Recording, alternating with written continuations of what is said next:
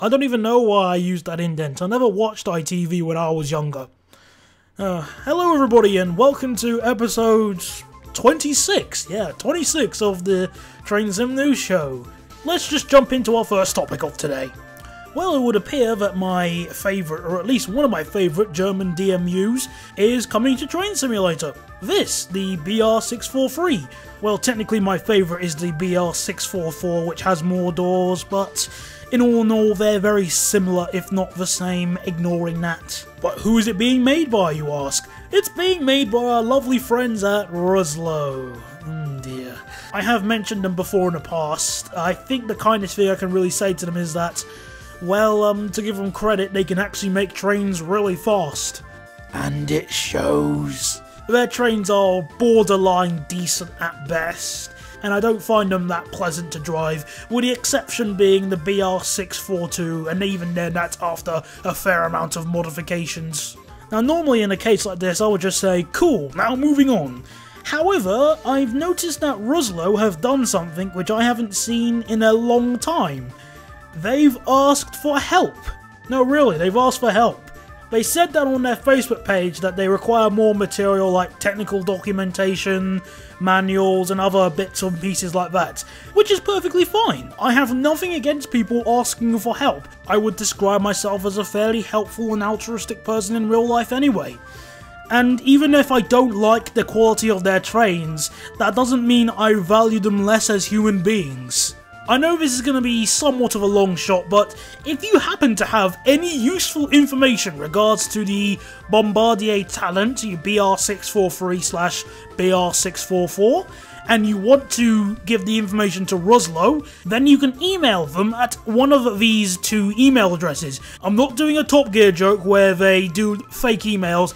These are legitimate emails. I'm going to put them up on the screen right now.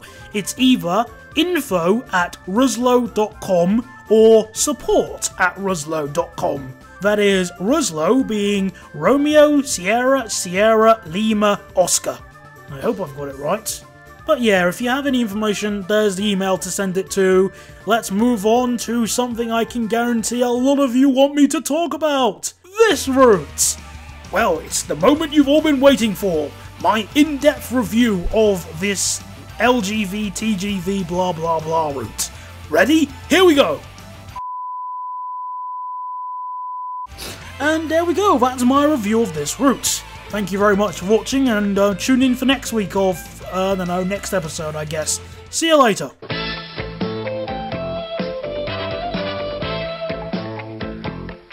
Okay, I'll do it properly, I guess. The joke here is that if they're not going to put much effort into the concept of this route, why should I bother putting effort to review it in the first place? What comes around goes around. I find this route to be so bland and so boring and so uninspired that I can't even be bothered to record footage for it. Oh look, no tunnel occlusions because, quality control. If you want my full opinion on it, I recommend you read this comment by Koplamau, because I pretty much agree with, well, 95% of what he said there. And look, this comment was posted on Engine Driver, and it was censored. You know, this company makes no sense whatsoever. You tell us that you'll listen to us and that you're open to criticism, and when we do criticize you, you censor us or try and ignore it, or at the very best, fix it whenever you feel like it. I will say a few things though. It is very nice of Dovetail to only include one livery of one train, which is a member of a family of 7 trains. Also, mentioning Eurostar in the manual isn't really informative, more so a kick to the nuts. Kinda like what they did with Teen Titans Go. Let's bring back the original voice cast, only let's tarnish the integrity of these characters. That's not gonna affect the fans at all. I think it's completely stupid for them to only include one train in this add-on. And it's not like that the French railway network is very sparse. In fact, let's just take a quick look at some of the types of trains and locomotives that run on the French railway network, shall we?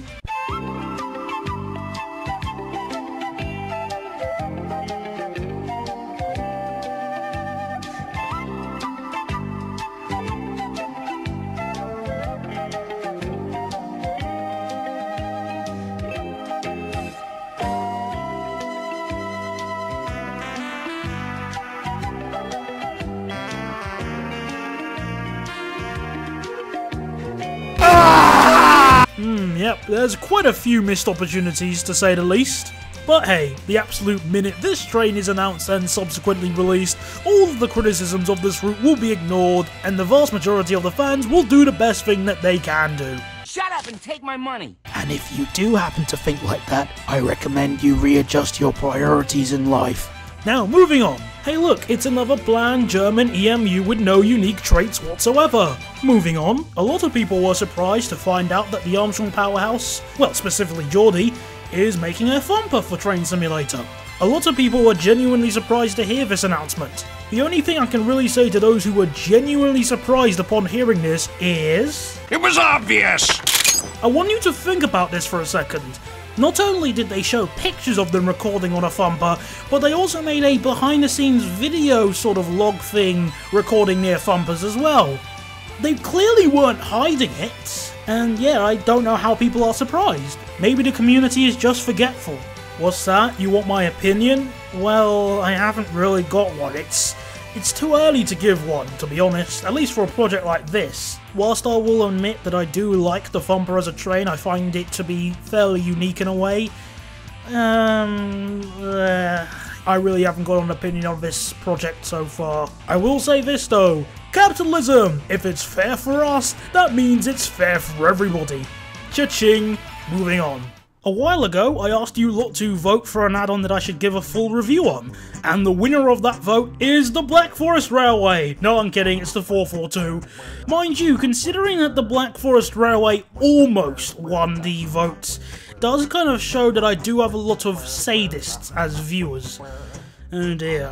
The Armstrong Powerhouse did a sound pack for the Class 442, so the way I'm going to review this add-on is I'm going to look at the 442 without the Armstrong Powerhouse sound pack at first, and then with the Armstrong Powerhouse sound pack, because it's a bit unfair just to install the sound pack and then say, yeah, the 442 is good as long as you have the sound pack. That's like saying a Toyota Prius is a good car, providing you mod it with a twin-turbo V8 engine. With that being said, let's begin this review of the Class 442 add-on for Train Simulator.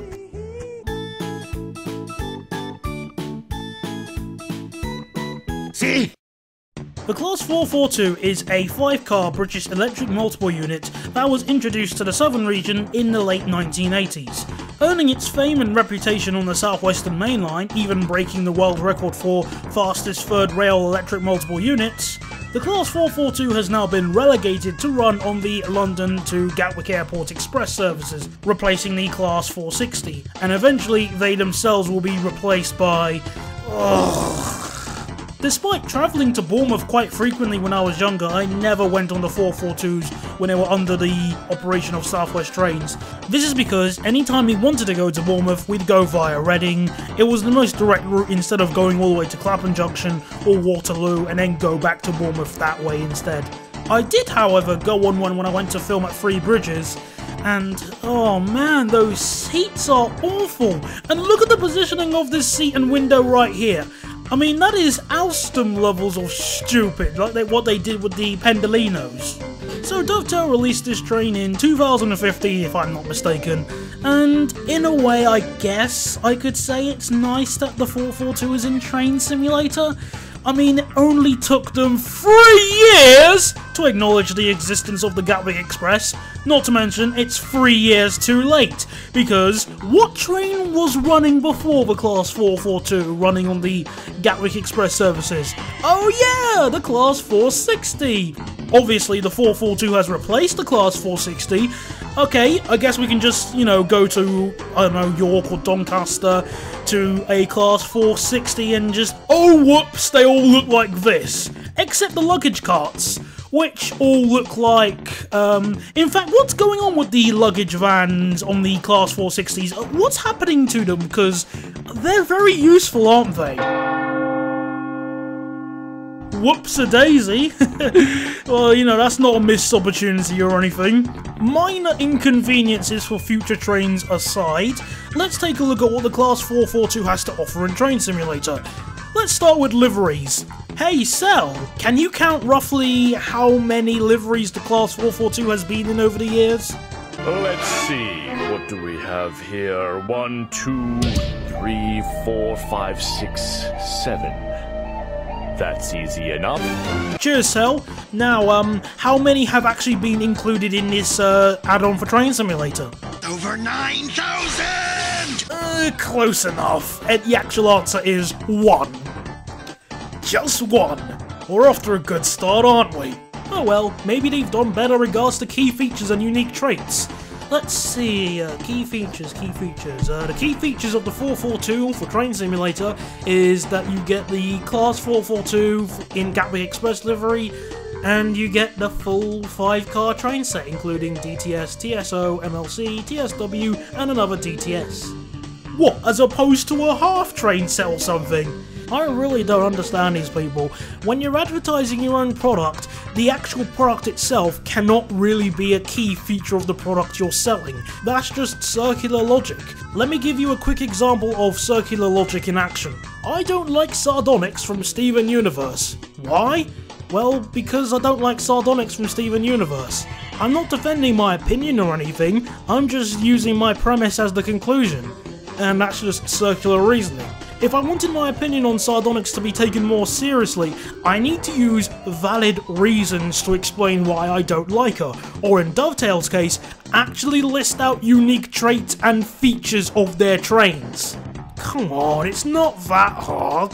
I guess it now makes sense to look at what it's like to use on the actual game. Hopefully the sounds will be good, right? Nope. And by good, I obviously mean hello reused Class 455 sounds that were recorded in 2010, 2011-ish. Nice to hear from you again. I'm going to play a game with you quickly. I'm going to show you this next clip without the visuals, and then I'm going to play it with the visuals to see if you really think the audio and visuals match up according to Dovetail. Ready? Here we go.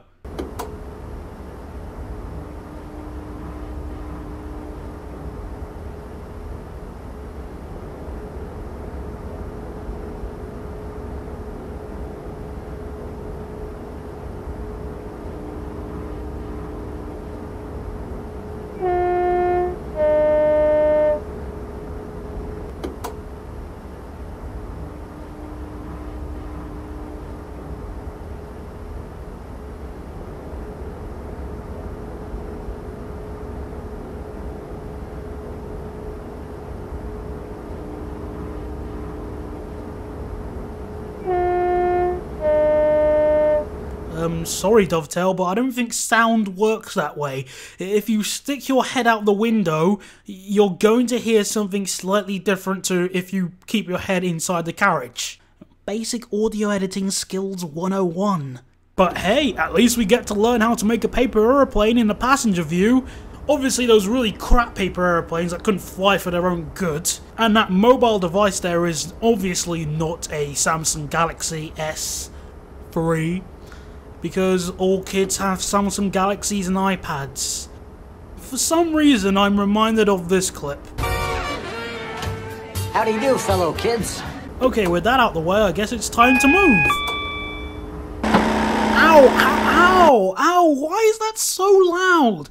First, your sound devs don't know anything about inside and outside. Now they don't know how to normalize. What the hell?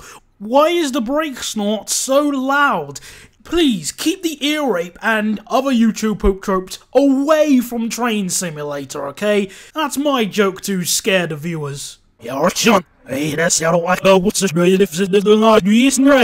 at least on departure, we can enjoy the sounds of those glorious compressor sounds, which, to be fair, are pretty accurate.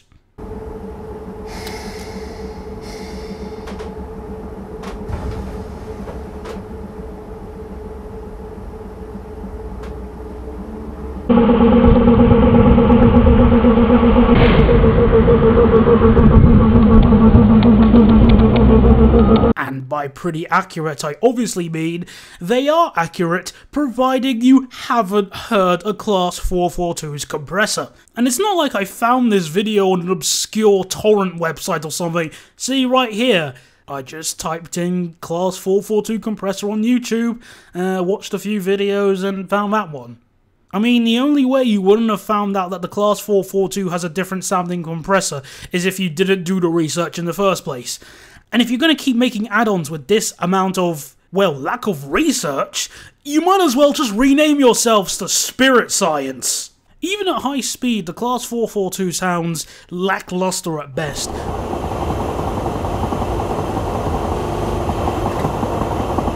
The reused sounds have really shown their age, and it would have been so much better if they actually bothered to use actual recordings. And from a distance, it once again violates the basic principles of sound. Apparently, you can hear a 442 from very, very far away. Yeah, nah, I don't think that's possible. Okay, I think that's enough of driving the 442 without any enhancements. So, do I think this add-on is good? No, I think it sucks. There's barely any respect for the source material, the sounds are bad, it doesn't feel like a Class 442 to drive, and it's clearly obvious that many corners were cut during development. And even if the sounds were good by some miracle, okay. But it looks Keep in mind, I'm looking at this add-on after it was updated, but just looking at the interior, it's all wrong. The seats are the wrong shape, they're the wrong colour. In fact, some of the seats in the MLC are missing. You know, as you do. No one's going to look there, so yeah, don't bother modelling the seats. I know that there are supposed to be seats there, because when I went to Three Bridges, I sat in the MLC, at least the standard portion of it.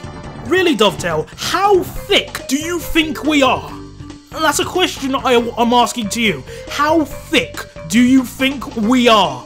Do you honestly think we won't check?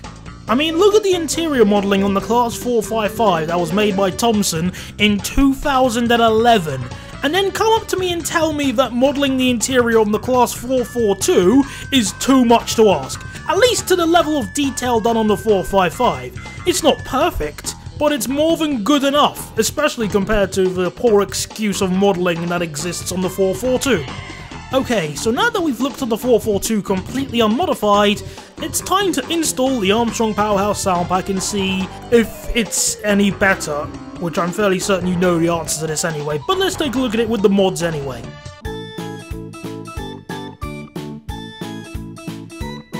See? Well, to sum up this add-on in one phrase, take it away, soldier!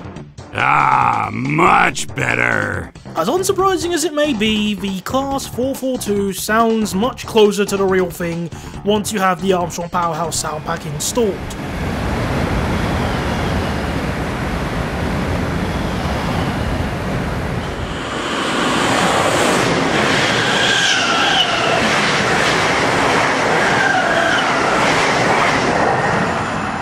Along with the sound improvements, there are other tweaks that have been included.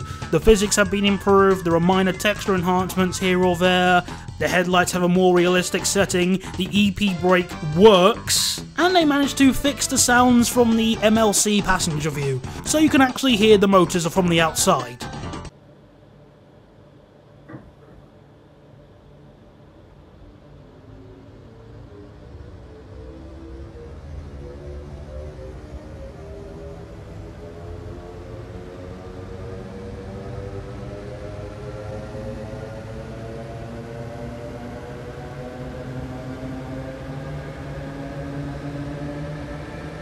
So as expected, the 442 sound pack makes the Class 442 more drivable.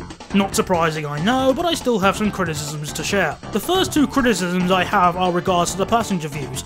Would you believe me if I told you that in this clip we're currently doing about 60-70 miles an hour?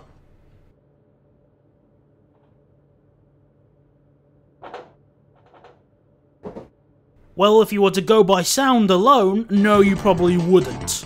I have no idea why the air conditioning sounds and the interior run sounds are missing. I'm assuming they'll be included in version 2 of this sound pack. Alongside that, there was an issue I discovered in the MLC passenger view. When you're in this view, you can't hear the track joint sounds or the flange squeal, and it's very noticeable when you're going over complex junctions. Compare this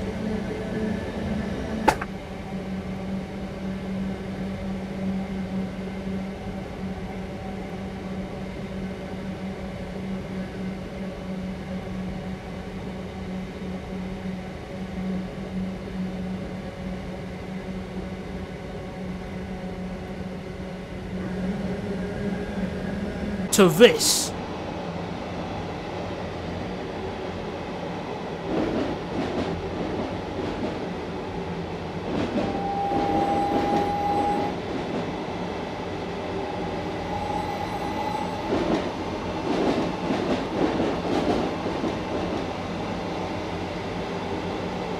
My next criticism is, alongside many other Armstrong Powerhouse sound packs, is that I do think some of the sounds are a bit too quiet, specifically the motors. Just for reference, these are my speakers. They go up to 200%. When I'm playing games like TF2 or other Train Simulator add-ons, I usually have them at around 90, 100%. However, when I'm using a train that has been improved with the Armstrong Powerhouse sound pack, I have it at around 130, 140%, and obviously when I'm using the 47 sound pack I have it a bit higher than that, but still my point applies.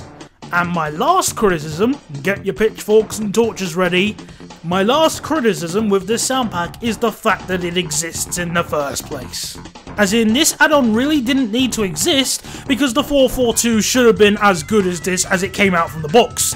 This is just another amazing case of a business model working perfectly fine in the digital world, but would be regarded as being completely reprehensible if done in the real world.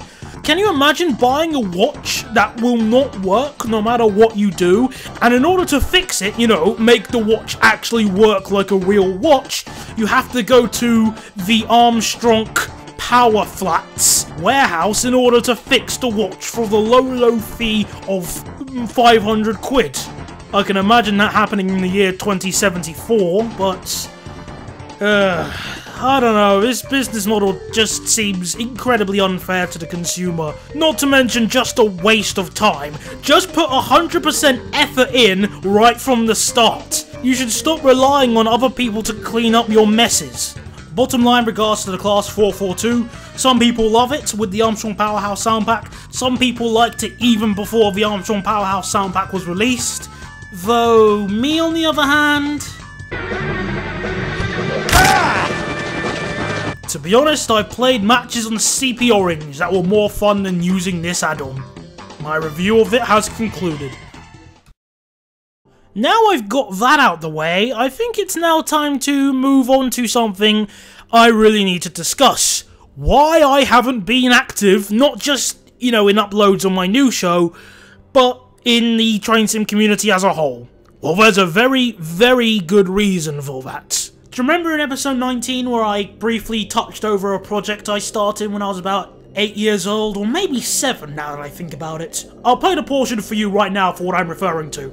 You know, route building on my route heavily reminds me of that little story series I made when I was younger in my spare time.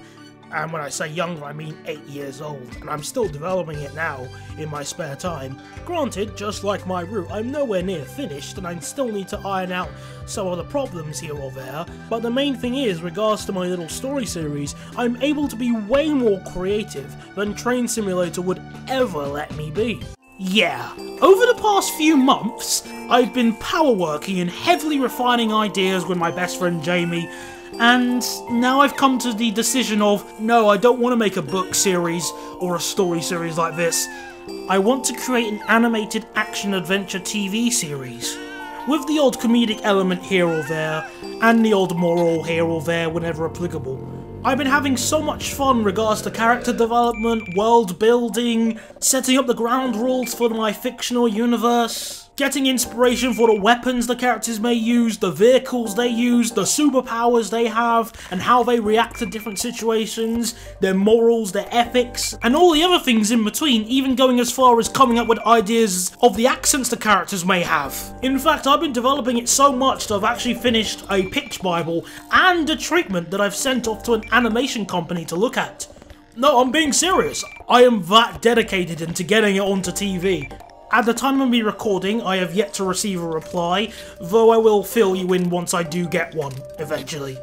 Once I finished the pitch bible, I took it to my former secondary school, and I pitched it in front of a group of Year 9 students, over a period of 2 days. And whilst I don't have any pictures of me doing this, all I can tell you is that I had so much fun being able to tell a bunch of people I'm most likely gonna never see again about a project I have so much passion for. It was one of the most fun things I've done this year so far, and I am so grateful for my former media teacher to invite me to pitch it. Now, what kind of bits of news have I been missing out on ever since I've gone on my mini hiatus? Hey look, a petition for the Class 185. Hey look Daniel, we finally fixed the headlights on the 375. By the way, they're still wrong. But we fixed them. All you have to do is buy the 375 again. We'll ignore the fact that it makes Danny's Marketplace reskin 100% redundant and valueless. But hey, 375. Hey look, more drama regards to the Class 68. Hey look, my thread regards to quality control just went to utter crap. Hey look, discounts to make us buy content you're barely gonna use. Hey look, we're gonna change the splash screen every single time we're releasing a new product. As if the in-game advertising can get any more forced. Obviously I changed it to something more appropriate, but still, I hope you love this new level of in-game advertising. Hey look, something that will almost certainly be good because reasons. Hey look, another rehash of a train that already exists. But, you know, you might as well sell it again because what's the worst that could happen? And hey look, I'm going to look before leaping once again because what is the worst that could happen when I'm buying an add-on which is linear, has barely anything new, and is overall just a waste of space? I do remember reading a quote earlier this year saying that a mistake made more than once isn't really a mistake, more so it's a decision. And that's really easy to apply to the likes of Dovetail Games. One thing I hate seeing is people getting ripped off financially, especially if it has to do with incompetence and lack of respect on the developer's part. People deserve to be able to play a video game which works, has respect for the source material, and doesn't have content that fluctuates heavily in quality control. In fact, quality control shouldn't really need to be brought up at all. With a concept like Train Simulator, you could do so much more than what you're currently doing now. You could recreate and show off railway lines in the world that may be only well known by a handful of people. You can compare and contrast the differences of all the railway lines in Europe. Show how the Austrian railway network differs from the Swiss, and how that differs from the Hungarians and the Czech Republic, or even the Russian railway network. Show how the trains of Denmark differ from the trains in Sweden, and show how those trains differ from the railway lines of France, and even Spain. Even if we only focus on Europe, you're quite literally spoilt for choice. So why only focus on two? You could show off two trains which may be completely identical to the average layman, but down below are completely different. With multiplayer, you can get people to work together to complete tasks. Drivers, signalmen, guards, shunters. You can't really only focus on one without marginalising the other. Unless that's your goal, obviously. Yes, I know it's easier to cut corners. It's easier to make something that will please kids because, well, kids are still developing. They're easy to please. It's the reason why the creator of Teen Titans Go admitted that he didn't put much effort into it because he knows the demographic of who's going to watch the show. A train simulator should not only be aimed at kids. It should be aimed at people who like trains or who want to learn more about trains in general. You always tell us that you're listening to our complaints and that you do whatever you can to make trains feel as realistic as possible, and that this is the best train simulator out there. And all I see is a game that trivializes one of the most important developments in the modern world. Trains are interesting machines, and by not acknowledging that they are interesting, and not showing that they are interesting, it's a bit sad in a way. But to sum it up, the main reason why I haven't been active in Train Simulator is because I found something much more fun than Train Sim will ever be, and I, well, just want to focus on that really. So, obvious question, what's going to happen to my new show? Well, to be honest, I have no idea. Part of me says I should take a break, a small part of me says I should stop and work on my own content and stuff. I had a few ideas for a few more Train Simulator related videos, though only one of them could be put in the new show style. I might consider reviewing some add-ons that I release as separate videos, depends on my mood really. Only time will tell on that. Oh, one thing, I do want to make another Q&A video earlier than usual since, well, it's been a long time since I've made a new show and obviously I enjoy making Q&As. So if you have any questions you really want me to answer, make sure you label them clearly that they are for the Q&A. Post them in the comments, send them to me as a private message or anything like that. I would really appreciate some questions, especially ones that actually have to make me think. Well, all I can say is thank you very much for watching this incredibly delayed episode of my show, and I'll speak to you guys next time. Though before I go, I'm going to just say this. I have a theory on a future train the Armstrong Powerhouse are going to make. Just a theory, but I think it's going to be this train. I will say no more. Goodbye.